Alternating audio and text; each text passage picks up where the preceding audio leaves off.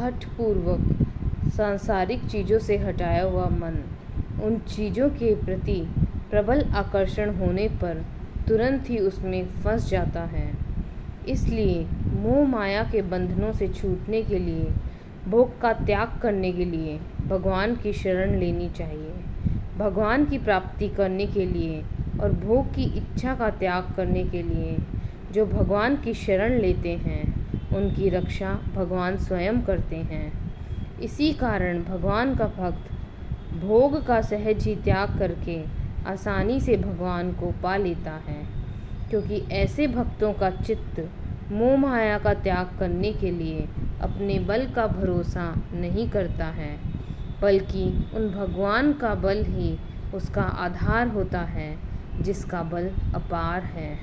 और जो भगवान की शरण न लेने वाले साधक अपने ही अल्प बल का भरोसा करते हैं, उनकी चेष्टा निष्फल हो जाने की अधिक संभावना रहती है।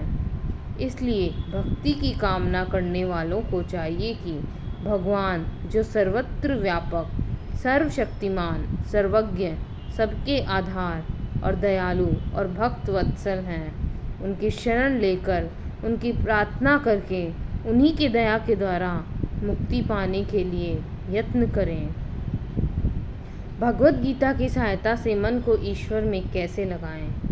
गीता किसी संप्रदाय का ग्रंथ नहीं है, जगत के मनुष्य मात्र के ऊपर लागू होने वाला ग्रंथ है। इसमें कही हुई बातें स्वाभाविक हैं। शरीर में रहकर क्रिया करने वाला मन का निदान ठीक ठीक समझाकर गीता ने यह बतलाया है कि मन को स्थायी शांति कैसे प्राप्त हो सकती है। गीता को सदा श्लोक और अर्थ के साथ पढ़ना चाहिए, उसका नियमित पाठ करना चाहिए और उन पर विचार करना चाहिए। पाठ करने से मुख्य श्लोक कंठस्थ हो जाएंगे अर्थात याद हो जाएंगे, और जब मन कभी शांत बैठा होगा, चित्त फुर्सत में होगा, तब मन में उन श्लोकों का अर्थ स्फुरित होगा। उसमें कहे हुए साधक के प्रति श्रद्धा होगी और उस साधन के लिए प्रयत्न करने में उत्साह होगा। गीता में बतलाए हुए साधनों को करने से ही कर्मों को निष्काम भाव से किया जा सकता है और मन को शांति मिल सकती है। साधक के बिना कुछ नहीं मिलता।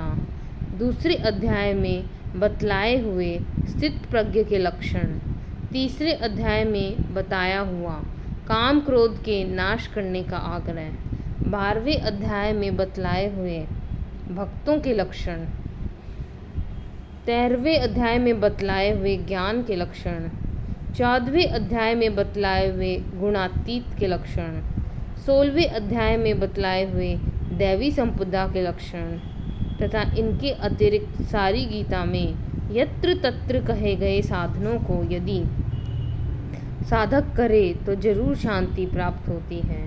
6ठे अध्याय में बताया हुआ मन के निरोध का उपाय भी आग्रहपूर्वक करने योग्य है।